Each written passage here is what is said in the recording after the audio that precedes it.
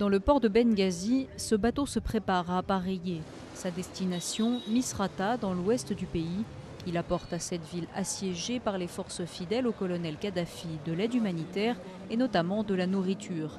Dans quelques jours, il fera le trajet inverse avec à son bord des centaines de réfugiés. Selon les dernières informations reçues par le Croissant Rouge libyen, environ 4000 personnes sont toujours coincées à Misrata. Un grand nombre d'entre elles, plus de 3000, sont originaires du Niger. De nombreux réfugiés nigérians ont déjà été évacués. À Benghazi, où ils ont été rapatriés, ils attendent maintenant le bus pour rejoindre la frontière égyptienne. La plupart sont des travailleurs installés en Libye avec leurs familles. Ils étaient venus ici pour gagner de l'argent. Ils repartent sans rien.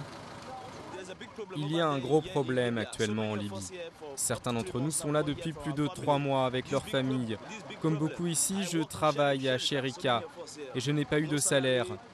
Beaucoup d'entre nous sont là depuis 5 ou 6 mois et n'ont pas été payés. Maintenant, on rentre chez nous avec des dettes.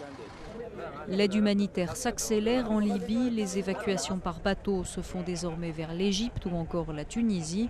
Dimanche, Médecins sans frontières a ainsi évacué près de 100 personnes, dont de nombreux blessés, dispersés ensuite dans plusieurs hôpitaux tunisiens.